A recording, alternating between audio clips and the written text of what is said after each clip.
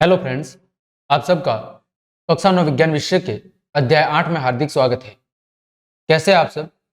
उम्मीद करता हूँ आप सब अच्छे होंगे और आप सबकी पढ़ाई भी अच्छी चल रही होगी।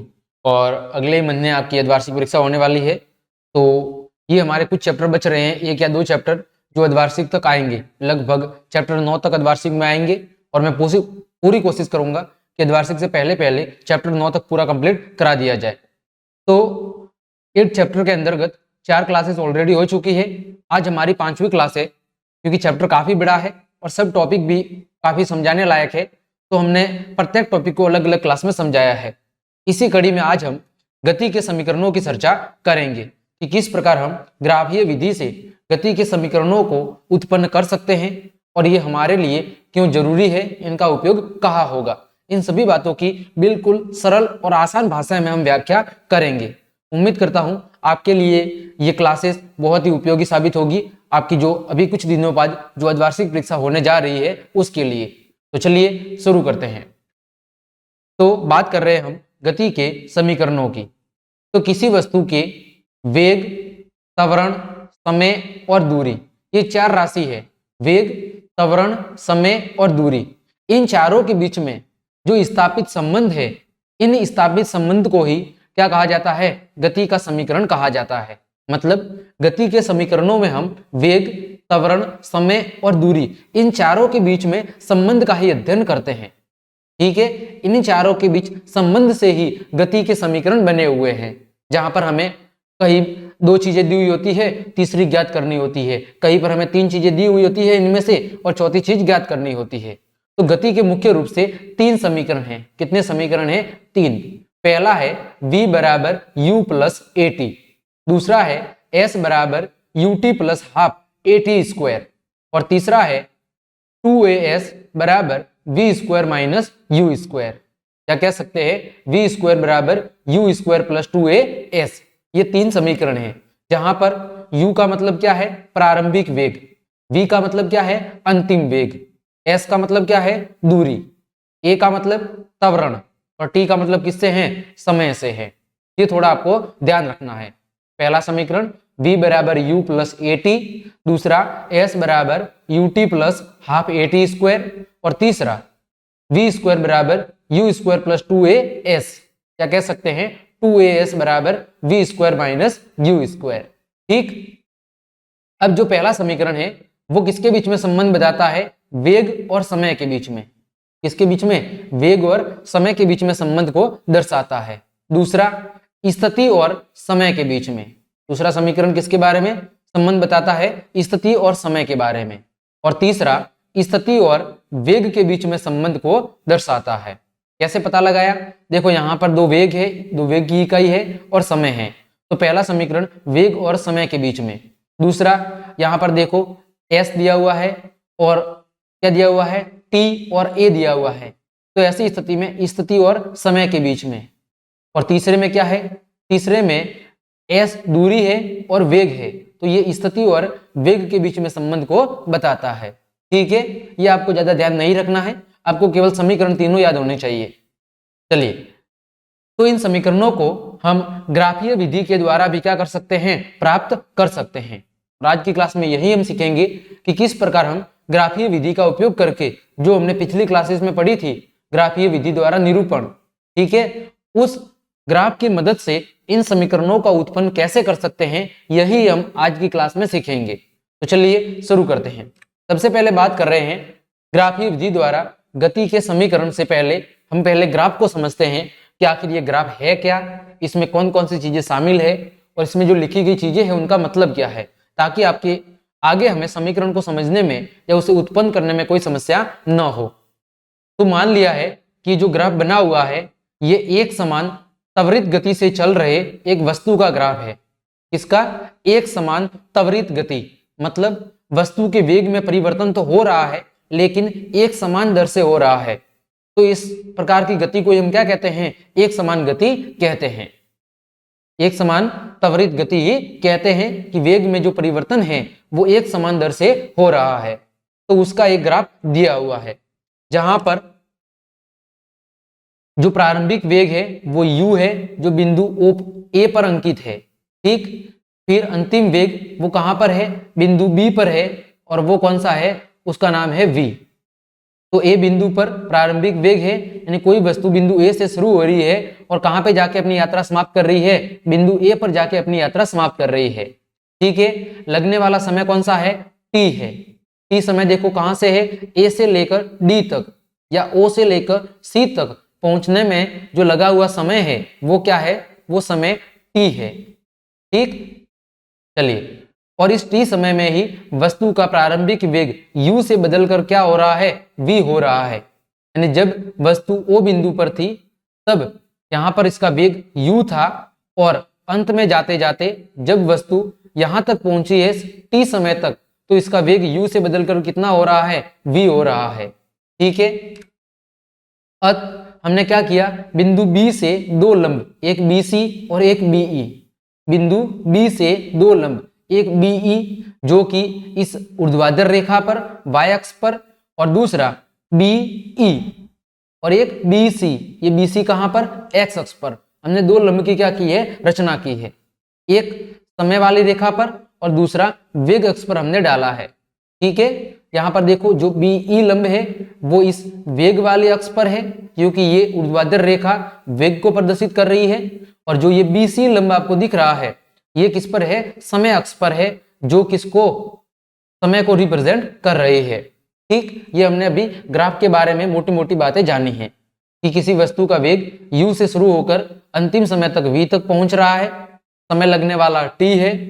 फिर हमने बिंदु B से एक BE लंब वेग अक्ष पर और दूसरा BC लंब कहां पर डाला है, समय अक्ष पर खींचा है। ठीक, अब यहां पर जो OA, कौन, OA ये वाली दूरी, ये किसको, प्रारंभिक वेग u को दर्शा रही है, जबकि BC ये किसको दर्शा रही है, अंतिम वेग v को दर्शा रही है।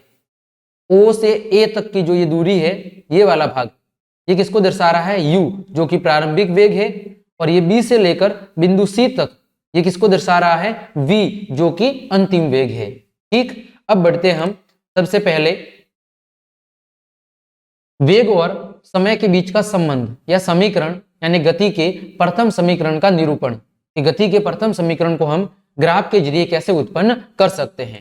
ठीक है, तो देखें BD, यहां पर जो दूरी आपको दिख रही है बिंदु B से लेकर D तक की, इस BD दूरी का मान किसके बराबर होगा, BC जो कि ये पूरी दूरी है, यहां से यहां तक पूरा मान है। ठीक है, BC जो कि V को दर्शा रहा है, माइनस ये CD वाला हिस्सा, इस पूरे में से हम इस वाले हिस्से को घटा देंगे तो हमें ये वाला BD हिस्सा मिल जाएगा। तुमने वही लिखा है BD बराबर BC माइनस CD। अब बात करें आगे, तो यहां पर BD समयांतराल T में किसको दर्शा रहा है, वेग में परिवर्तन को दर्शा रहा है। कौन, BD, क्योंकि देखो टोटल वेग कितना है, टोटल वेग यहां से यहां तक v है, लेकिन जो C और D है वो किसके बराबर है, OA के बराबर, और OA किसको दर्शा रहा था, U को। तो BD का मान किसके बराबर होगा, V माइनस U के बराबर। किसके बराबर, V माइनस U, क्योंकि अंतिम वेग माइनस प्रारंभिक वेग। आया समझ में? तो हमने लिखा यहां पर BD बराबर V माइनस U। V क्या है, अंतिम वेग, U क्या है, प्रारंभिक वेग। ठीक है, क्योंकि BD किसको दर्शा रहा है, वेग परिवर्तन को दर्शा रहा है, और यहाँ पर CD का मान किसके बराबर है, OA के। तो हमने CD की जगह किसका मान रख दिया, OA का मान रख दिया U। तो हमें समीकरण मिल गया BD बराबर V माइनस U। आया समझ में? देखो BC का मान कितना रखा है, V रखा है, और CD का मान किसके बराबर है, OA के, और OA का मान किसके बराबर है, U। तो CD की जगह हमने क्या रखा, U। तो हमारे पास समीकरण बन गया BD बराबर V माइनस U, यानी वेग परिवर्तन बराबर V माइनस U। ठीक है, इसको हमने दे दिया कोई समीकरण 4। ठीक, आगे बात कर रहे हैं कि इकाई समय में वेग में परिवर्तन की दर को हम क्या कहते हैं, त्वरण कहते हैं। इकाई समय में वेग में होने वाले परिवर्तन को हम क्या कहते हैं, त्वरण। यानी त्वरण का सूत्र क्या होता है, वेग परिवर्तन बटे में समय। ये आप सब जानते होंगे। तो यहां पर वेग परिवर्तन कितना है, BD, और लगने वाला समय कितना है, AD। ठीक है, यही समय है, AD कह लो या OC कह लो, दोनों आपस में बराबर है। तो वेग परिवर्तन BD बटे में समय AD। ठीक, और ये का मतलब किससे है, त्वरण से है। तो वेग परिवर्तन BD की जगह BD रखा है और AD का मान किसके बराबर होगा, OC के बराबर होगा, क्योंकि OC किसको दर्शा रहा है, T समय को रिप्रेजेंट कर रहा है। ठीक, तो OC की जगह हम क्या रख रहे हैं, T, तो A बराबर हो गया BD बटे में T। तो यहां से BD का सूत्र बन गया, यहां पर T भाग में था, उधर चला जाएगा तो गुणा में, तो BD बराबर सूत्र बन गया AT। क्या बन गया, AT। इसे हमने समीकरण दे दिया 5। ठीक, अब समीकरण 4 में हम क्या रख रहे हैं, BD का मान रख रहे हैं। BD का मान क्या आया है, AT। तो इस समीकरण 4 में हम इस BD की जगह क्या रख देंगे, AT। तो हमारे पास समीकरण बन जाएगा, यहाँ पर BD की जगह जब हम रखेंगे AT बराबर V माइनस U, तो फिर U का हम इधर पक्षांतरण कर लेंगे, तो सूत्र बन जाएगा V बराबर U प्लस AT, और यही गति का क्या है, प्रथम समीकरण है। ठीक है, जहां पर V का मतलब अंतिम वेग, U का मतलब प्रारंभिक वेग, A का मतलब त्वरण और T का मतलब किससे है, समय से है। इसे ही वेग समय समीकरण या फिर गति का प्रथम समीकरण कहा जाता है। आया समझ में? एक बार फिर से सुन लो हमने क्या किया है।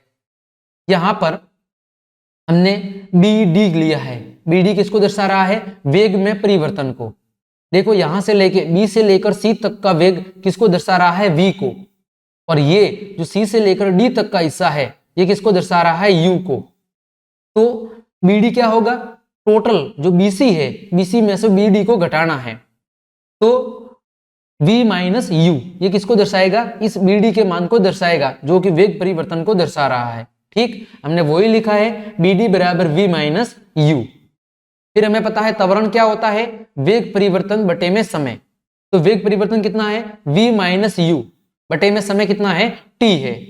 ठीक, वही से हमने BD का मान क्या निकाल दिया, BD बराबर AT, क्या निकाल दिया, AT, और फिर हमने इस BD का मान, वेग परिवर्तन का मान कहां पर रख दिया, समीकरण 4 में रख दिया।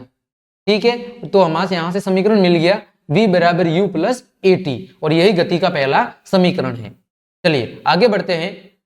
ग्राफीय विधि से समय स्थिति संबंध के लिए समीकरण, यानी गति का दूसरे समीकरण का निरूपण। तो यहां पर भी वो का वही ग्राफ लिया गया है कि एक वस्तु ने एक समान त्वरण A से T समय में कितनी दूरी तय की है, S दूरी तय की है। हमने माना कि कोई एक वस्तु है, वो एक समान त्वरित गति से गति कर रही है, तो उसने एक समान त्वरण A से T समय में कितनी दूरी तय की है, S दूरी तय की है।